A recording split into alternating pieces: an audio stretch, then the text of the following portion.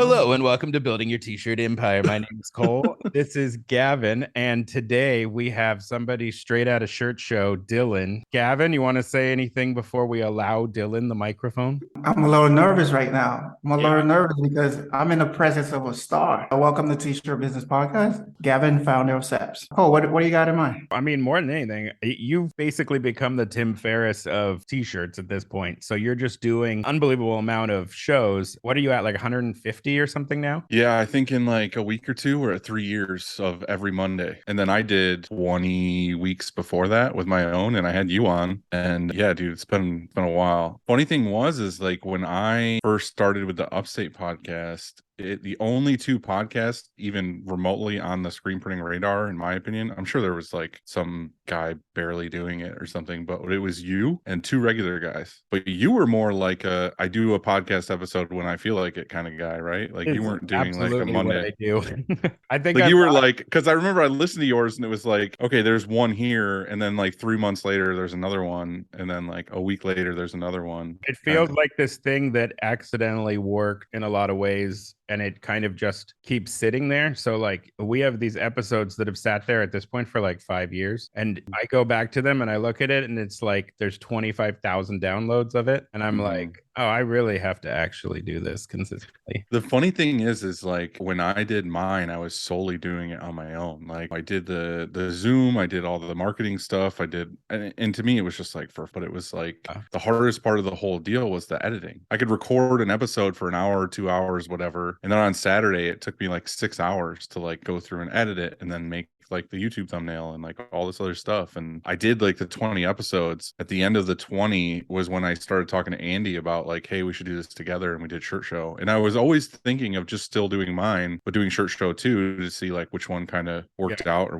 what people liked more. And then the thing with me and Andy, it just took off a little bit and got some legs. But the funny thing is when I talked to Andy about doing a podcast, I was like, the one thing I don't want to do if we're going to do this is editing. Yeah. If we can get a third party to do the producing, the editing, all that stuff, then hell yeah, it's a cakewalk. So that's kind of when we got Chad. It's me and Andy and Chad. Like it's not like me and Andy and we pay somebody to do editing. It's like the three of us are like a three-way partnership. Yeah, and it's nice because he's just as invested as we are. At this point, how much has Shirt Show become, like if you had to all of a sudden run Shirt Show like a business, is it starting to feel like it actually could become some sort of standalone business? Or does it still feel like it works because you're in the industry and so you're talking about the industry? You know, at some point, like the way kind of like Lee Stewart's done it, where basically his entire job is content. Yeah. Have you started to see that kind of shift over? It has been for a while. Like we have enough sponsors and we have enough like stuff going on with it that, I mean, me and Andy don't really consider it that. Like we're doing it for fun. Yeah. But like Chad does it for money because he doesn't own a screen printing shop. He doesn't work at a screen printing shop at all anymore. Like he does photos with his wife. So to him, it's like he's doing the work behind the scenes, and me and Andy are doing it for fun. I say it's fun, but it's selfish too, because like it's not,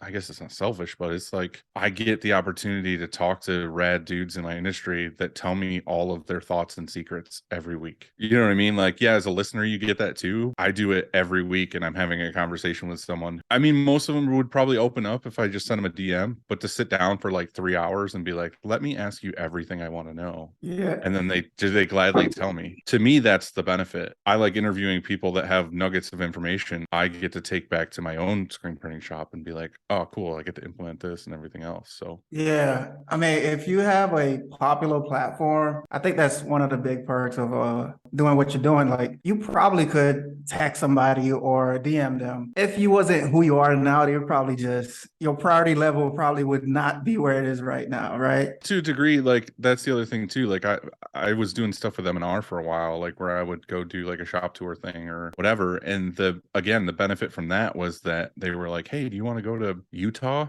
and like hang out at these shops? It's like, hell yeah, Utah's amazing. This sounds awesome. Yeah. But the other thing though too is it's like there's these huge shops like which I'm friends with now, like Design Inc. and stuff in Utah, where it's like massive shop, like, you know, like in the 20s and 30s or whatever autos, and like all these, you know, they have everything there, like all the toys you would want. Like if I was just Joe screen printer and I walked up to the door and I was like, hey, will you show me all your secrets behind these doors? Right. They're gonna tell me to kick rocks. Right. But because I'm with M&R, they're like, I'll show you anything and everything you want to see. And Yeah. it's like, this rules.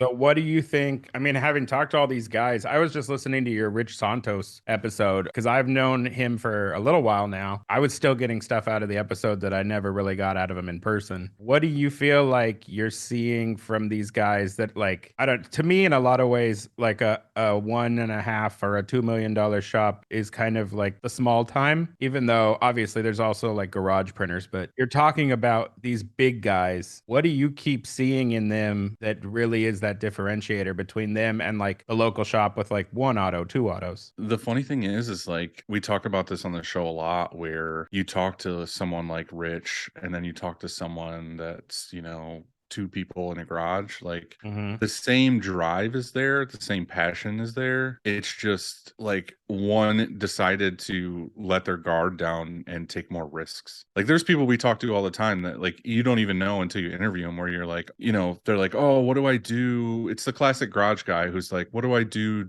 to get an auto or hire a new employee? And then you find out they've been doing it for 10 years. I just Like, talked to someone who did that. right. But you know what I mean? It's like I've been doing this since 2009 in my own shop. But before 2009, I was at another shop. So I've been doing this for a long time. And I feel like 10, 15 years or whatever, I've progressed to where I've progressed to. And then you talk to somebody who's been doing it just as long as you, and they're still like a manual in the garage. And it's like, what's the difference? The difference is that I got to bottleneck and I decided to take a risk and buy a piece of equipment or hire a person to do that thing. And the person who's still doing it at this point, either A, is just comfortable and they don't care, they just want to do what they're doing, or they just haven't taken that risk. So I feel like people like Rich, like his big thing was like he invested hard into technology, where he was just like, I want to make the best customer facing platform that they can get into and see real time stock, real time where their products are and where it's going, and like all these things that make them different from all the other merch providers. You know, they hustle really hard to get the like Live Nation and all these other things to where then they explode because they have to. Yeah. Like in order to be able to handle that shit, you need this much square footage, this many employees, this and this and this. And then it's just the, you know, they have the name behind them of like, oh, I do this stuff for this person. Right. And then that person refers you to another person who's just like them. And then you end up with like a portfolio of people that you're just like, holy shit, how did I get here? And you know the funny thing about that? If you look at both of those people, they probably spending the same amount of energy in their business. As far as like time, amount of pain that they going through their business is about the same. It's really just about just switching. Hey, I want to dream bigger. I want something bigger, and like taking that action. That's like something that I've actually been heavily thinking about like recently, just like, and that's different between what I'm doing and so what the next guy doing. And let's say the next guy is bigger. The next guy is bigger mainly because they want it to be bigger and they just believed in themselves that they could do it. I think to a degree, but it's also like we all have the same 8, 10, 12-hour day, whatever it is that you want to put into work. But it's like I'm guilty of this too. And like I literally today just installed, I don't know if you can see it, but like I just put in this like standing desk. Yeah, cool. And the thing is like I have like back issues, and with my back issues, sometimes it hurts and I don't feel like sitting at my desk, or I come into work before I sit down, before I have any back issues, and I'm like, hell yeah, I've got this project I want to do, and I want to do this new cool marketing thing that I plan on doing. And then I sit down at my desk and I either get distracted or my back hurts and I'm like, well, I need to keep adjusting, and then I doom scroll on Instagram and I do this and I do this and I do this. I'm actually not getting anything done. So I think the difference between these people that grow to be this monster shop is they just are better at time management. Yep. And they're just like, hey, I'm going to get up at, instead of getting up at 10 and strolling into work at 11, they're up at 4 or 5 and they get to work and they immediately have a schedule and a plan. And they're like, this is what I'm going to tackle. This is what I'm going to tackle. And then there's just the people who just are like, I don't care about that. Less employees, all this other stuff. Like, it's not even that it was more chill. It's that they were more profitable, not necessarily more profitable, but like less employees, less headaches, less worry about like the economy or disasters or anything like COVID stuff. Yeah, I feel that stress just when we've like, especially in summers, if we like flex up to 15 employees, then I'm either figuring out, am I going to be ruthless and like lay people off immediately? Or am I going to somehow magically get clients in the dead of winter like when we slow down. So I'm always wondering like how these big guys handle that. I think a lot of the time they are just kind of ruthless about it. And there Mm. are just people that just go away because they were, essentially temporary labor. What are you doing now in your own shop? Like what size are you at? How many staff are there? Again, that's another thing like I've learned just from the show, but kind of like doing on my own is like we like to stay around like 10, 12 people. And I think the 2 presses, 10 presses question really kind of helped me and Andy both like realize that like the answer is 3 presses. Like in my shop specifically, like we have our G3, so we can do all the high color count stuff. We can do just about anything on that press. And then we have the 810 Sportsman, which does your normal day to day, like, 1 to 6 color prints.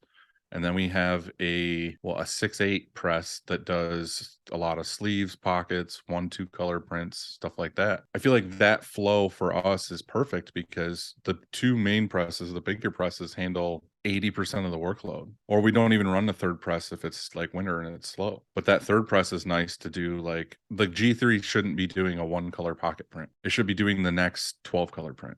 Right. You know what I mean? So it's like doing that, having the flow of like 10, 12 people to manage, which is pretty easy. And if it slows down, we just pivot and they clean and this and this. It's a lot easier to swallow payroll, some people organizing shit for a week when it's slow than it is to do like 30 people. I guess it all depends on your market too. Like if you're a big contract shop, like you need a ton of people. Right. If you're us, where we're doing like, bands and comic book shops and stuff that's more high color count quality stuff, then I can have a smaller crew. But the thing is, the benefit for me is like I might be making 8, 10, whatever dollars a shirt, and the contract people are doing 80 cents a shirt. Right. So they got to crank faster and faster to be able to pay to cover all those people. And like I can just low and slow like barbecue here, like For we those just go at our own pace.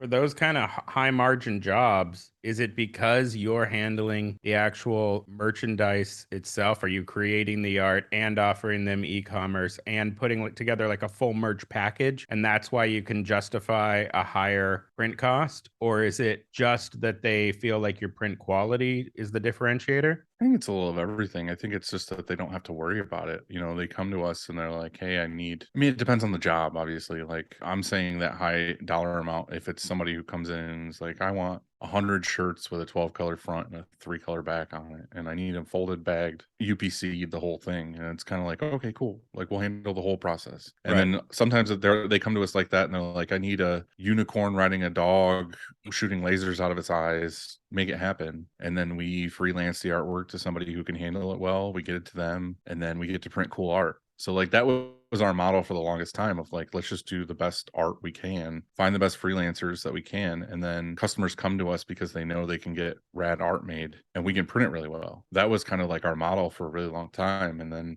I mean, it still is. It's just that's kind of what we do day in and day out, is try to do fun stuff that we want to do. Like, yeah, the 1 to 2 color stuff pays the bills, but like our goal and focus is to get more and more of the like fun art for a comic book shop or something. That's the most fun. In those kind of situations, maybe not 100 pieces, but let's say 35, 50 pieces. Are you considering, just using super color transfers or using, some other DTF source? Or are you just like, no, we're a screen printing shop, you pay us to screen print, or we're just not doing it? We've been pretty proactive when it comes to DTF stuff. Realistically, we, again, like when COVID happened and all this other stuff, everybody decided to up their pricing and change their minimums and all this other stuff. And Mhm. we kind of did the same. Like we hadn't changed our prices in a while. And then we realized like, oh, ink's going up and blanks are going up and all this other stuff. Like we need to change our pricing. So we changed our pricing. And then we found out that a lot of these customers that we had that like to test the waters with certain things. We have a lot of people who will be like, I want 50 of this design. It might be like a 10 color or something. And it kind of sucks to print, but like the margins are pretty good. It just sucks to put 50 shirts on press for a 10 color print. And they would test the waters with it and they'd be like, okay, cool, my clients like it, whatever, let's do like 1,000 of them. So a lot of times now what we'll do is anything under 50 pieces that's high color count, we say, okay, we have this high quality water-based transfer or whatever, and we might send them a sample, or we'll just do it and then we'll do a video comparison. And then they're 9 times out of 10, they don't give a shit. Like they don't care. They just want it, their artwork on it, and they want it to not fall off. I mean, that's the hard thing then when we're trying to be craftsmen and screen printing and everything else, is like we want to act like it's so this is the best possible way and the best quality, this and this. Yeah, I super care about quality, which is why I went through like 10 different DTF printers to find one that had really good quality, you know, and lasted. And we went through like 10 different methods of post pressing to find the best method to where it looked more like a screen print and was softer. It didn't look like a sticker. So you're doing it. And we're not doing the DTF in house. No, we're ordering it. Oh, who are you using? Well, we tried a bunch of different people, and I used different ones for different things. I know there was this company that a lot of people like to use that's overseas and everything, but I really like to keep as much in the US as possible. What's the That's kind of speed? why I went that route. I think I'm very open-minded when it comes to this industry because there is so much like tools that you can use. I know there's the whole like digital versus screen printing thing, but it's like they both have their place for sure. Yeah. So what is your take on that? This Cole and I, we talked about that in our first episode, digital against screen printing, and it was I a just little don't bit think of, there it should was a be little an bit of a tussle. So what I do you just don't think? think there should be an against at all. Like there's customers that it works perfectly for, and there's customers that it doesn't work good for. So Yeah. that's what I mean is like you shouldn't think of it as two different things. It should be like what's best for the customer. Like the best way to think about it, and this is something that like I heard on the show too, was like we're a customer service company first and a screen printer second. So like if a customer comes to us and they're like, hey, I've got this design, it's 12 colors, you know, we stand outside all day long and we don't want to sweat. It's like, okay, well, the best process I can have in a decorating industry is for me to do this as a discharge or a water-based print. And then somebody comes to me and they're like, hey, I want this to be bright and bold, poly t-shirt or whatever. I'm like, okay, well, that's a low cure plastisol print. Yeah. And then somebody comes to me and is like, hey, I want this like full color image of my grandma's face on it, and I want 25 of them. I'm like, okay, that's digital all day long. How can I best suit the customer for what they want? So that's why here we don't just do plastisol or just do water-based or just do digital. It's like we want to offer all the options because I'll look at every single job differently. Like I might take one job and be like, all right, we're going to do discharge underbase with plastisol soft colors on top. And it's just because I know that customer wants a soft feel, but they also want vibrancy in like a plastisol. It's really just what works best for them. Who gives a fuck? Like it's what the customer wants. Like stop dicking around. Just like give them what they want. Like they're the Yeah. ones paying you. Speaking of that, and switching gears a little, what do you think about promo and ASI? We started offering like notebooks and mugs and stuff that obviously we don't do any of it in-house. And it's basically just you're already ordering stuff from us, so we don't necessarily want you to start looking at other companies. Are you guys doing that? And what has your experience been with like ASI in general? I've been a stick in the mud for promo products for a really long time. And I think it's just the fact of like, I know, and I literally just had this discussion with somebody this morning, and it's like, I don't necessarily want to be the jack of all trades place. Like, I want to be like known for doing quality screen printing. And the thing is, too, is like, I know screen printing and embroidery go hand in hand because everybody wants 500 shirts, but they want 5 polos with a left chest embroidered, or they want some hats or whatever else. And to me, I get that way more than I get promo products. Like, I don't get it as much where people are like, hey, I want 500 shirts, but I want 50 mugs. You know what I mean? Like I don't see that as often. So for me, I've married screen printing and embroidery to where like we'll offer both of those. But we do get certain customers who want promo, and it sucks to turn them down. But I feel like each one of these things that you add, like embroidery or promo products or wall wraps or signs or anything like this, is it's like it might be in the same world, but it's totally different. Like I'm not a master electrician thinking I can do really great plumbing. To me, it's like I need a master electrician and a plumber in my shop to be able to do both really well and have them both be masters at their craft. Like I don't want to say, okay, we do signs and mugs and t-shirts and this and this and this, because I feel like I'm going to half-ass all of it. My niche market, it's not as big of a thing. Like I don't really have people asking for that. And most of my clients want to come to us for the screen printing. And if they order promo products from somebody else, then I guess they order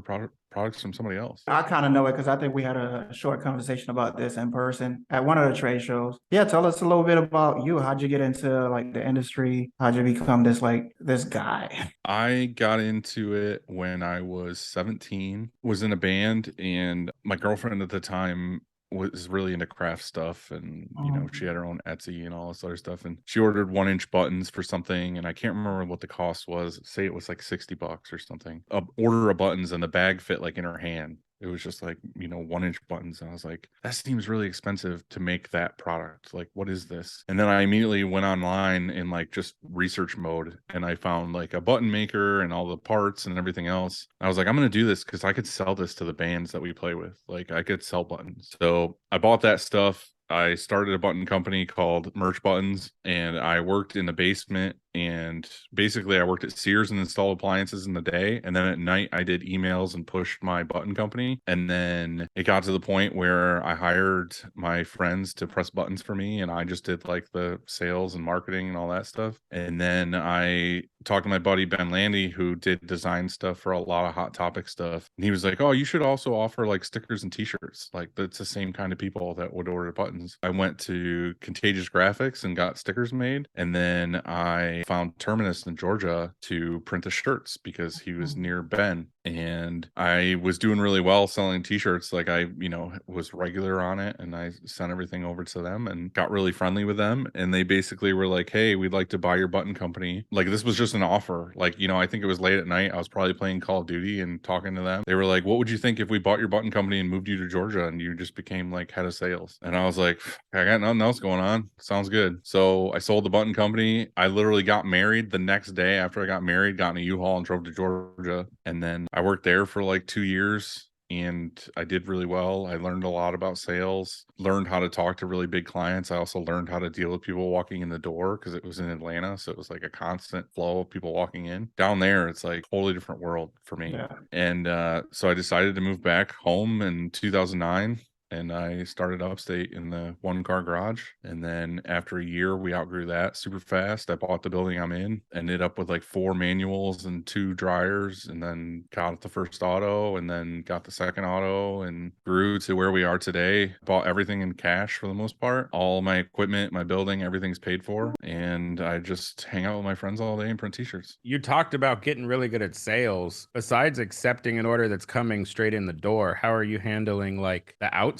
sales? How do you approach without just coming off as like a weird cold salesperson saying I want your money also? Really thinking about it or like whatever. I was just always focused on like 1 or 2 markets because I was in a band. I focused on bands. Like, I knew what bands were good. I knew what bands needed merch. I knew that I could talk to them. Like, all I had to do was get somebody's attention. I could, back then it was MySpace days. So I could just like go on MySpace and hit up 100 people in a day without them shutting me down or whatever it was. And I could just say like, hey, who does your merch? I love your band. That last album ruled. I like track 4. Like, I was being genuine. Like, I wasn't just being like, hey, let me do your shit. And then we would spark up a conversation, and I would like start talking to them. And I was like, once you get into like a half-hour convo with somebody, it's kind of slips in of like, well, who prints your stuff? I'm a screen printer. I would love to print your shirts. And then they're like, well, actually, I need like 100 of this, 100 of this, 100 of this for the next leg of shows. And then that's what we did. We printed them.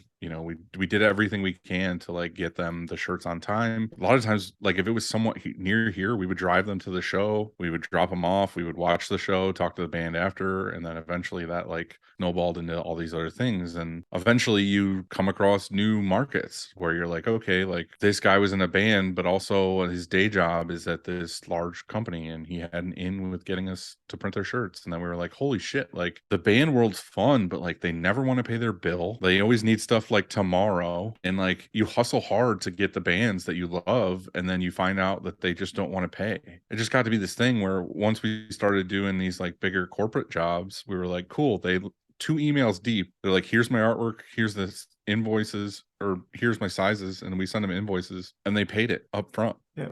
And we were like, we are doing this from now on. Yeah. So like, we still do bands today. It's just that we kind of weaned off and like focused more on people that were like, hey, we have really cool art and we want like a couple thousand of them, and We got the money.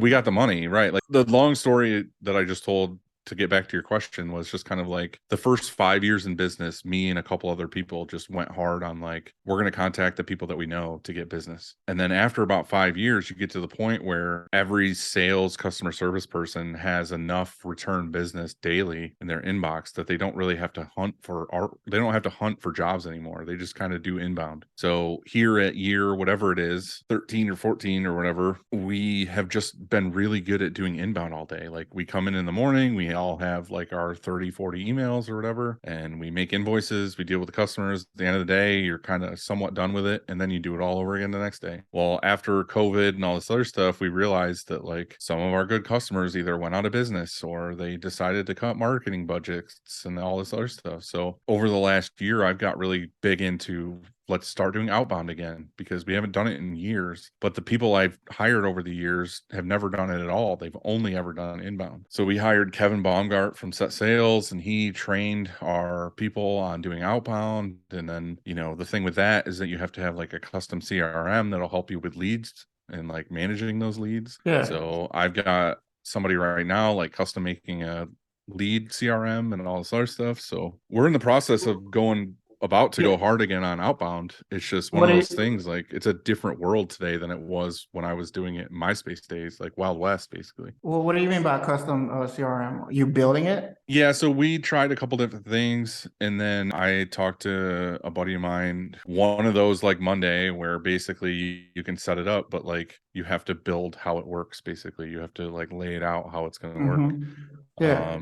So I'm not good at that stuff at all. Like that's not my thing. So I hired it out and I said, this is what I wanted to do, make it happen. So that's what we're working on now. But we've also done a lot of other things too, like, you know, making promo boxes for customers we want to deal with, or the old school hitting them up on Instagram and like all this other stuff. We do that too. And I mean, we have good luck with it because I feel like people can go to the Upstate Merch Instagram and see what kind of work we do. And they're like, oh, cool. We would love to work with you because I want my stuff to look like that stuff that you just did. Yeah. So that's something I always tell people sales wise. It's just like, don't willy-nilly your Instagram or your portfolio or whatever it is. Like if you only want to do the comic book stuff, then just show comic book stuff on your Instagram. Don't do comic book one and the next one's like a plumber and the next one's a 5K and the next one's this. It's because then it's all over the place. Like if you want to just get that kind of work, just post that kind of work, and then you're going to be known. You're like that guy to go to for that kind of work. What's your plan? I mean, going into the outbound sales, assuming that you're going to be successful with it, what's your plan for a big influx of orders? Because I'm assuming you don't want to do a second shift. You may not want to get another That's the auto. problem. So Yeah. do you just say, hey, we're booked 3 weeks, 4 weeks out, and you just keep making your booking more and more insane? Or do you at some point tell the outbound sales like, hey, you're doing too good? I mean, are you going to consider outsourcing? How would you handle that? Because what happens to us is we go and I freak out and I have a panic attack because we have like 11 jobs in a week, and I'm like, oh, we're going out of business this week. And then I go and I like call people and we go hard on something, and then the next week it's like, oh, maybe we should hire people. Oh, maybe we should. It's chaos. Yeah. And it's like, especially with these small teams, you can do not that many sales or even one client, and they wreck your entire schedule for 3-4 days. So what's your I think this is a long way of doing this again, but like screen printing is my passion and it has been since I've gotten into it. And that's why like I genuinely like going to like most of the shows, and I try to do industry stuff because again, I just want to absorb as much like knowledge from people that have figured shit out that I haven't as much as possible. So the thing is with like doing the podcast and just in general before the podcast, like going around and doing industry stuff and all this other things is like I get, instead of being like a sneaker guy or a guy who likes to buy boats and like all this other stuff, like I don't like flashy things. I just buy cool screen printing shit. So like I'm like, okay, like I really want this piece of equipment and I want like the best of all those things. Over the years, we've gotten to the point where like we have really efficient tools and we have like all the things I want to be able to do like a lot of production. Well, like I told you before, like we're the kind of shop where we don't have like strict, like you have to get 30 jobs done today or we're going to lose the shop. It's on fire, all this other stuff. So I feel like what I've noticed over the last like 2 years is that production is like super chill. They're printing what we need to get printed because of what got sold, and they're just kind of out there doing things at their own pace. And I'm like, well, realistically, if I wanted to, I could probably double the amount of production we're doing with the same equipment, same people. Instead of setting the dwell at 8-10 seconds, they could set it at 4, do twice as many jobs. It's just right now they're just chill for the most part, unless it's like a, you know, you get those bubbles of like craziness in like summer months, but like for the most most part, we're just kind of like, cool, this is your chunk of jobs for today. And this is like each press has their own chunk of jobs to do. And it's not like they're sweating bullets. You know, we're kind of just chilling, listening to music, printing shirts. I mean, it's not like they're super slow or anything by any means. Like they're hustling, they're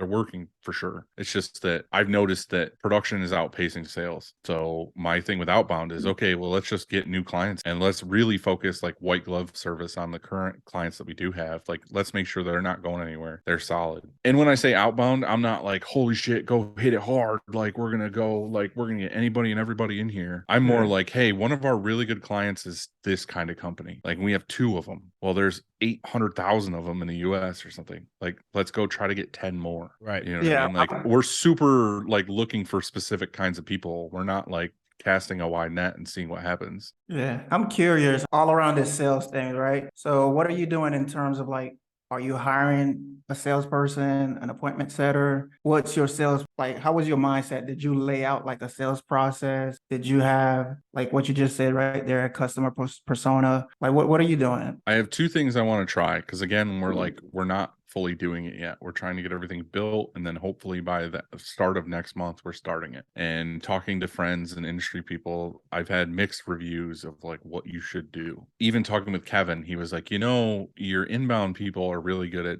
taking inbound orders. Mm-hmm. They might not be great on the phone or following up with this and this. They're good at getting an email with artwork and order information, Mm-hmm. making the mock-ups, setting up all the stuff, sending them invoices, getting the payment, and then going to the next guy. That's what they're good at. They might not be good at being personable on the phone or making appointments and like all this other stuff. So we're going to try that out. So like our goal now is to be like, okay, 2 hours of every day is going to be outbound. So you've got the first 6 hours to like handle your inbox, and the last 2 hours of the day, you're going to like hit this lead list. Who's that? Like somebody you designate or a salesperson? We got 4 customer service people that just do inbound all day long. So those 4 people are basically going to schedule their day to be like, 6 hours is this and 2 hours is this. And then if like Cole said, if it gets to the point where we're just like, holy shit, the schedule's crazy, let's just shut outbound off for 2 weeks or whatever we want to do. Like we don't have to do this all the time. The goal is to do it daily, just so they get, or every other day, so they get the rhythm of like, this is just something that we do. You can't turn it on in the wintertime and be like, oh my God, there's no jobs, and just hit outbound really hard and then shut it off in the summer, because then you're going to be slow again in the wintertime. Like, you should do it consistently all year so you have jobs all year long. So the other side of that coin, like I said, is with testing, is I'm going to find out like if my inbound people just suck at it, like they're just not great at it, then I'll hire somebody and be like, okay, you're the lead generator. Like you take the lead list, you hit people up, you're good on the phone. When you get an order that somebody responds and says, yeah, I'm actually interested, like what do I have to do? They immediately forward that to the inbound people who are good at that. And the inbound people will do the quoting and the mock-ups and all that sort of stuff.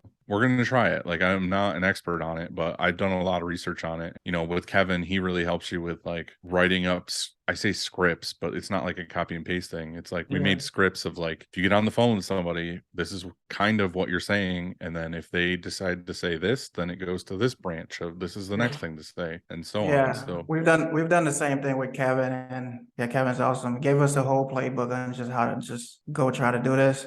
Yeah. With customized script. I'm curious why you didn't just do like a out the box CRM tool, like say like a HubSpot, or why you like building a custom CRM? Because it's not necessarily custom. I don't want my people to have to think about it. I want them to basically sit down in the day, like they get here with their coffee, they sit at their desk, and then they literally have a task list. Like literally one of these CRMs is just like, hey, you've got 150 leads you were trying to hit in this market, like say breweries or whatever. Then all they have to do is go through, each one and be like, well, this one I'm on touch 3 where they need a phone call. Boom. They pick up the phone, they do that one. The next one is, hey, they need email number 4, send the email. They go to the next one, and it's like, what touch are they on? I don't want them to have to think about it. Like, I don't want them to have to be like, well, I got to go into this and I got to move this here and I got to do this thing and this thing. I want it literally to be a list of bing, bang, boom. And then after they hit that person up, they click it, it goes to the next step. You keep talking about the lead list. Are you guys generating that in-house, or are you literally just, you're sitting there going like, here's all the people that I think we can serve, start calling them? Or are you getting that from some sort of source? We have lead tools that we're using, but like again, we're focusing on specific people and specific businesses and markets. So like I might tell Alyssa at the front desk to be like, okay, your job for the next month is to make a lead list of breweries in the Northeast.